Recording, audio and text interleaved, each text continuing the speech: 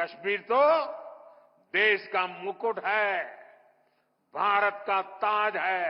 भारत के वजीर आजम नरेंद्र मोदी ने आज एक टनल का इफ्तिताह किया है कश्मीर के अंदर। 2700 करोड़ से बनी हुई ये टनल तकरीबन 8 किलोमीटर कहा जा रहा है कि ये टनल एक ऐसी गेम चेंजर साबित होने जा रही है कि जो कश्मीर के अंदर टूरिज्म का सैलाब ले आएगी। उसके ऊपर जो गिलगित बाल्टिस्तान के जो लोग हैं सोशल मीडिया पे, तो उन्होंने बाकायदा कहा कि भाई हमें भी इस तरह के टनल्स चाहिए। फिर आप इस टनल को सिर्फ अकेला ना देखें, वहां मॉल ऑफ दुबई को देखें, वहां रेलवे का सबसे बड़ा ब्रिज देखें। कभी वो कहते हैं जी वहां पे फार्मूला रेसिंग आ रही है, कभी वो वहां पे टूरिज्म की चीजें लेके जाते हैं। विकसित भारत का सपना तभी पूरा होगा जब इसके शिखर पर तरक्की के मोती जड़े हो। इसलिए मैं चाहता हूं कि ये ताज और सुंदर हो, ये ताज और समृद्ध हो। मोदी साहब ने अपनी स्पीच में जो बातें की उसमें पता चला कि 14 ऐसी टनल्स, यानी पूरे जम्मू एंड कश्मीर में टनल्स का भी सैलाब आने जा रहा है। टनल्स, ब्रिजेस, ये सब तकरीबन 14 ऐसे प्रोजेक्ट्स हैं जो इस वक्त चल रहे हैं। भारत के पास जितना पैसा है और जितना कश्मीर में इस वक्त वो स्पेंड कर रहे हैं, जो नई अपॉर्चुनिटीज बन रही हैं, आपका क्या ख्याल है पाकिस्तान को उस वक्त उस तरफ देखने से कुछ हासिल होगा? क्या हमारी लीडरशिप कश्मीर में इस तरह जाती है या हम वहां पे जाके प्रोजेक्ट्स, हाई वैल्यू प्रोजेक्ट्स जो हैं वो करते हैं? मेरा ख्याल है जो रिसेंटली हमने देखा कि काफी ज्यादा प्रोटेस्ट हुए हैं और वो प्रोटेस्ट इसी वजह से हुए हैं।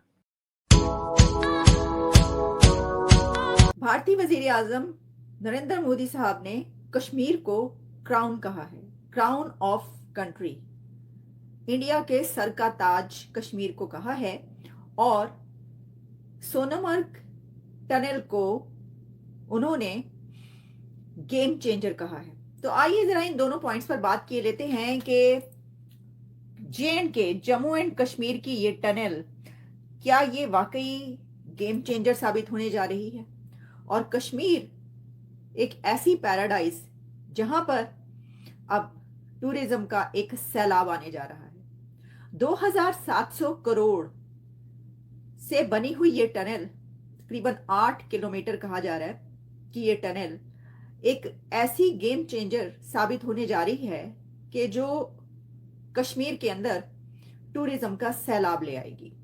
लेकिन ये तो सिर्फ एक टनल की बात हो रही है।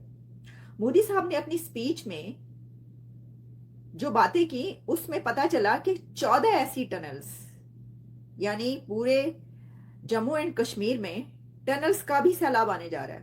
टनल्स, ब्रिजेस, ये सब तकरीबन 14 ऐसे प्रोजेक्ट्स हैं जो इस वक्त चल रहे हैं।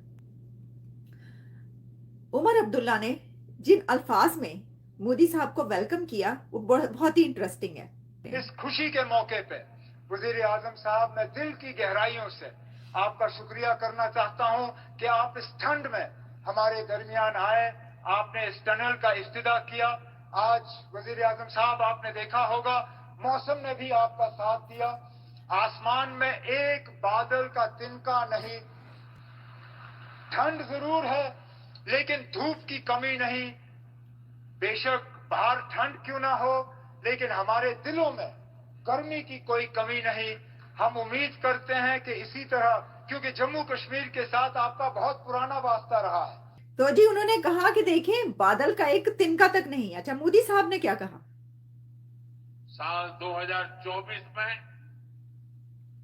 2 करोड़ से अधिक टूरिस्ट जम्मू कश्मीर आए हैं।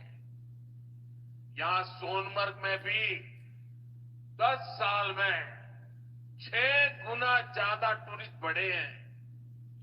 इसका लाभ आप लोगों को हुआ है, आवाम को हुआ है, होटल वालों, होम स्टे वालों, ढाबा वालों, कपड़े की दुकान वालों, टैक्सी वालों, सभी को हुआ है। साथियों, 21वीं सदी का जम्मू कश्मीर आज विकास की नई गाथा लिख रहा है। पहले के मुश्किल दिनों को पीछे छोड़कर हमारा कश्मीर अब फिर से धरती का स्वर्ग होने की पहचान वापस पा रहा है। आज लोग रात के समय लाल चौक पर आइसक्रीम खाने जा रहे हैं। रात के समय भी वहां बड़ी रौनक रहती है। सर, मोदी साहब ने इतिहास बदल डाला है। अब ये चीज आप देखें, जस्ट इसको अंडरस्टैंड करें दैट द इंडियन एस्टैब्लिशमेंट और the Indian government is so much interested कि कश्मीर को किस तरह इंगेज करके रखना है। क्या हमारी लीडरशिप कश्मीर में इस तरह जाती है या हम वहां पे जाके प्रोजेक्ट्स, हाई वैल्यू प्रोजेक्ट्स जो हैं वो करते हैं? मेरा ख्याल है जो रिसेंटली हमने देखा कि काफ़ी ज़्यादा प्रोटेस्ट हुए हैं और वो प्रोटेस्ट इसी वजह से हुए हैं। मुझे लगता है कि we need to pay attention, हमें अटेंशन देने की ज़रूरत है। और हमने अगर अटेंशन ना दी, मैं आपको बात बताऊं, it will be catastrophic. We have to be very careful. Video देखने के लिए धन्यवाद दोस्तों। अगर आप हमारे साथ जुड़ा रहना चाहते हैं तो कृपया करके चैनल को सब्सक्राइब कर बेल आइकॉन का बटन दबा दें